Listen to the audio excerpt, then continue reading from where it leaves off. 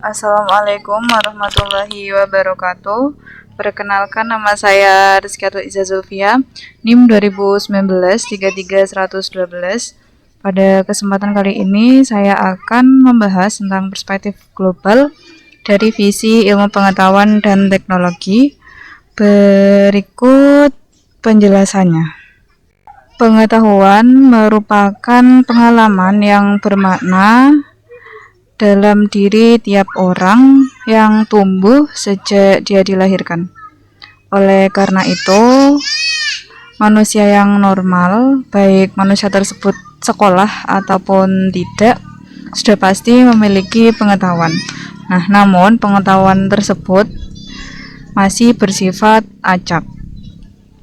Pengetahuan yang acak tadi memiliki nilai fungsional yang tidak mencapai tingkat optimum untuk menghadapi tantangan yang semakin kompleks di masa sekarang. Oleh karena itu, pengetahuan yang acak tadi wajib ditingkatkan kembali agar menjadi sebuah ilmu. Selanjutnya, pengetahuan yang acak dan terbuka tadi diorganisasikan menjadi bidang-bidang filsafat, humaniora, dan ilmu. Selanjutnya, ilmu itu dikelompokkan menjadi ilmu eksak dan ilmu non-eksak. Contoh dari ilmu non-eksak seperti IPS, ilmu pengetahuan sosial. Ciri ilmu apabila dibandingkan dengan pengetahuan terletak pada sistematik, objek kajian, ruang lingkup kajian, dan metode yang diterapkan serta dikembangkannya. Itu semua tadi tidak ada dalam ciri pengetahuan. Pengetahuan dengan ilmu hubungannya sangat erat. Oleh karena itu, dalam konsep ilmu biasa juga disebut dengan ilmu pengetahuan.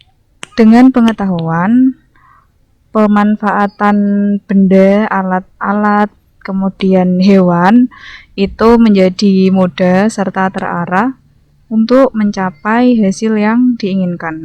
Apalagi apabila pengetahuan tersebut telah tersusun menjadi ilmu atau ilmu pengetahuan, penerapannya memanfaatkan benda-benda tadi akan menjadi lebih baik lagi.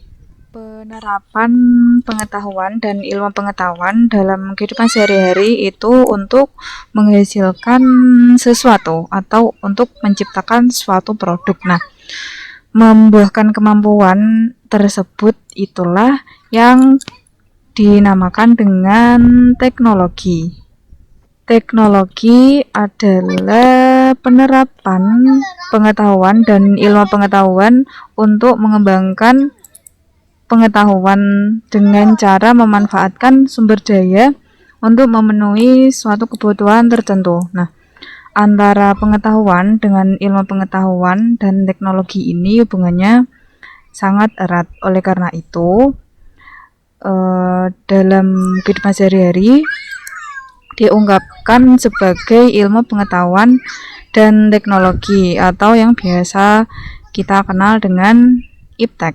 Seperti contoh, ketika pada zaman dahulu ada masyarakat peramu pangan sederhana.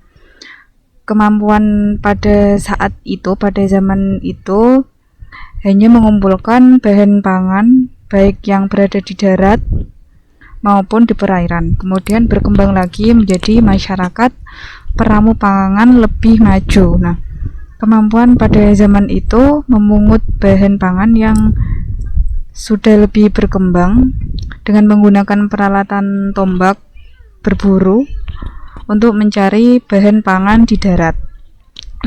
Kemudian berkembang lagi menjadi lebih baik lagi pertanian sederhana dan penggembalaan.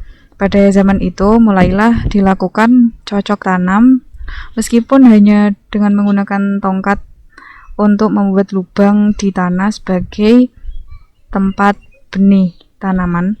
Kemudian berkembang lagi menjadi pertanian yang lebih maju. Nah, pada zaman tersebut telah menggunakan alat pertanian yang lebih maju seperti cangkul, kemudian sudah melakukan pemeliharaan tanaman, dan sudah melakukan pemupukan. Nah, pada masa itu juga terjadi revolusi hijau, di mana perubahan yang berarti dalam cocok tanam menggunakan peralatan yang jauh lebih baik secara terbatas, dilakukan pemupukan dan perairan. Nah, kemudian berkembang lagi menjadi masyarakat pengrajin. Mulailah pada zaman itu membuat peralatan sendiri, misalnya dari barang-barang anyaman sederhana, seperti contoh juga membuat barang gerabah atau keramik kasar sederhana. Nah, dalam tahap-tahap perkembangan tersebut itu termasuk tahap cara memenuhi kebutuhan perekonomian. Nah, itu sudah terjadi perkembangan teknologi menjadi lebih baik.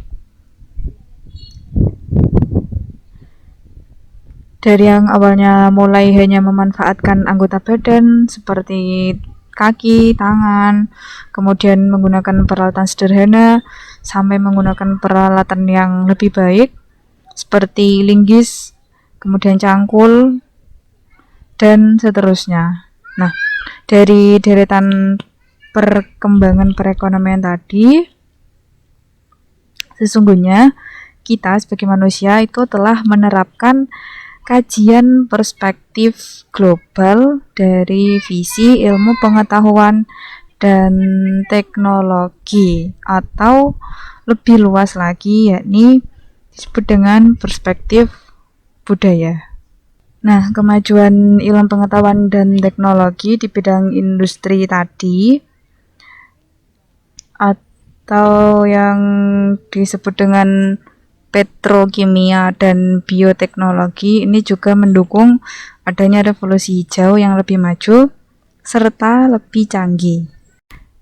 Nah, revolusi hijau tadi dipacu oleh adanya revolusi industri yang disebarluaskan secara global oleh revolusi informasi. Nah, kondisi yang demikian itu berkat pengembangan kemajuan penerapan dan pemanfaatan ilmu pengetahuan dan teknologi. Nah, kita sebagai umat manusia wajib bersyukur dan juga wajib mewaspadai. Mengapa demikian? Karena